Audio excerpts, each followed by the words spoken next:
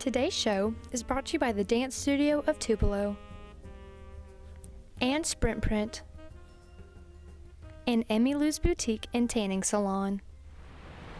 In this week's edition of WTHS News, we look back at how THS students gave back during the holidays and how they spent their snow day.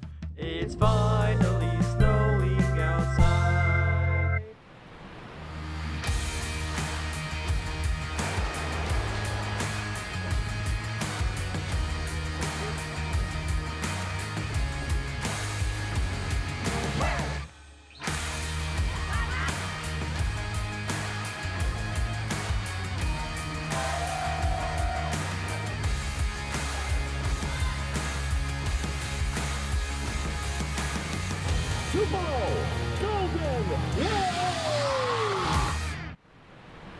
Welcome back to this week's edition of WTHS News. I'm Ari Giorgenti.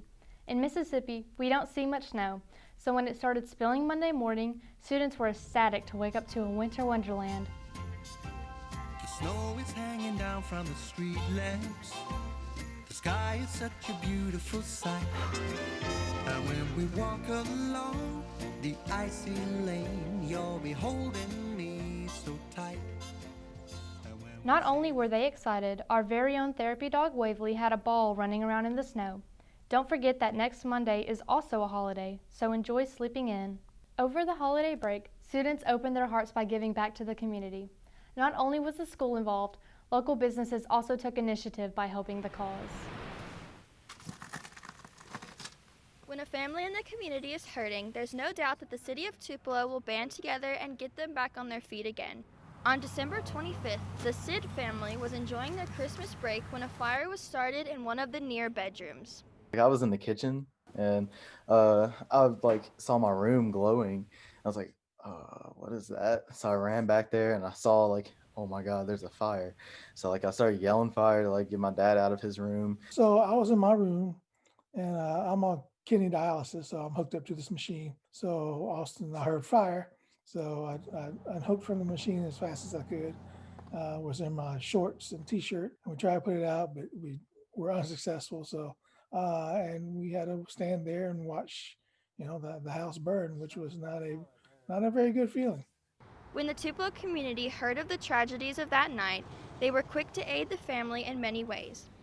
Austin's employers at Jimmy John's dedicated an entire day of sales to the family and their recovery. Jimmy John's and Carolyn, all of them, they're awesome. I can't even explain it. I've been working there forever and they're just the best. They've helped us out so much, just doing the whole charity day and the car meetup for us that helped us out. The general manager there, he surprised me, gave me a new computer for school.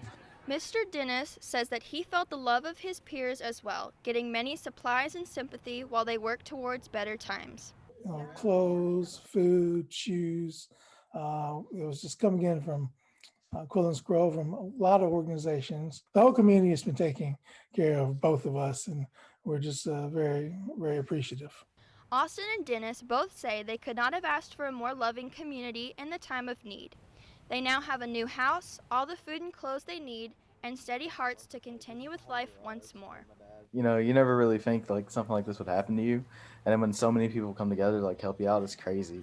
There aren't enough words to say how much we appreciate what we did. And we just want to, pass the blessings along. We're trying to help out where we can as well, because we've been blessed and we want to pass those along.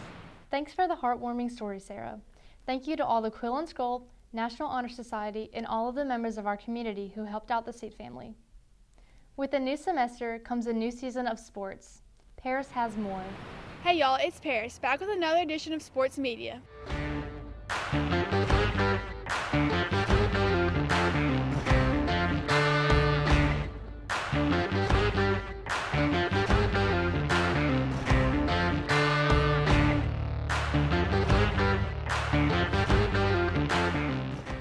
Last Friday, our Later Wave basketball team kicked off division play against Olive Branch, pulling out a big win, winning 55-50, which means the team goes 1-0 in division play. This past Tuesday, both our boys and girls basketball team faced off with another division foe, DeSoto Central, with both teams pulling out the win. Also, both teams faced Lewisburg tonight, which is another division opponent, playing at 6 and 7:30. With the football season ending right before Thanksgiving, all the coaches in the division voted for division honors. This past season, the team received many division honors, with first team honors coming for Fred Adams, Romero Hampton, Jordan Judon, Jake Ware, Jay McGinnister, Jamarian Scott, Dion Shumpert, and Zach Pratt. To become a recipient of the 1 through 6A first team all region, you have to come to practice prepared, and you have to come there mentally. You got to be there mentally and physically prepared to work. Accomplishing this achievement was a really tough task, knowing that I'm one of the younger guys, but now that I feel like I accomplished it, it feels really good. Also, some of the players received second team honors such as LaMarcus Hurd, Mason Winders, Chase Henley, Austin Harden, Colin Southwood, and Johnny Evans. The team also had 3 players receive 1 6A Super 24 defensive players, Quay Edwards, Jacarius Clayton, and Justin Wilson, along with 3 offensive players receiving 1 6A Super 24 offensive player, Kyson Brown, Corbin Huggins, and Contavious Springer. With all that being said, this is all we have for this week's Golden Wave Sports. Check back in next week for your game results and updates. Thanks, Paris. We're all excited to see what these teams will come to accomplish this season. Behind the Mask is a segment that WTHS has added in order to take a closer look at our THS community. This week, Maddie is spotlighting one of our math teachers, Miss Robbins. In the words of William A. Ward, the mediocre teacher tells, the good teacher explains, the superior teacher demonstrates, but the great teacher inspires.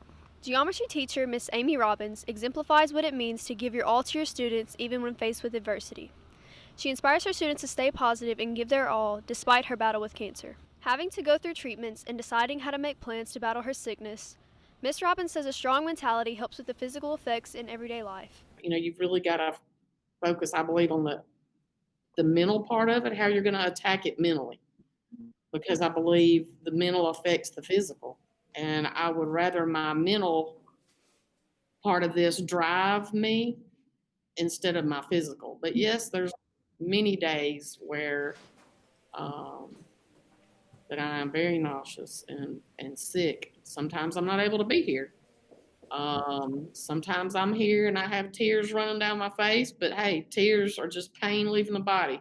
Even though Miss Robbins is considered an inspiration to many of us here at THS, she says her biggest inspiration is her students. I'm a very positive person, and I just try not to dwell on the negative. I also surround myself with friends and family that are very, very positive because, obviously you have bad days. Sometimes it gets you down, And so that's when I look sometimes to others to lift me up. Sometimes my students lift me up and they don't even know it, It could be a joke, it could be something funny, it could be just just a regular conversation, but these students inspire me too because I respect the fact that they're here. Exactly. Because so many others have, a lot of students have a lot of challenges at home and in their personal life.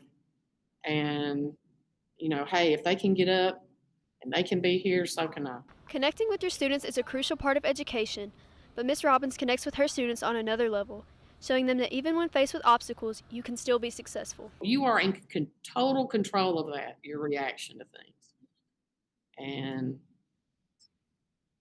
so maybe just being honest with my students, maybe just by them seeing that you can have adversity, you can on a daily basis. A lot of times when you see somebody else working through your problems, they see you working through your problems, maybe it'll be able to help them work out maybe whatever they're going through.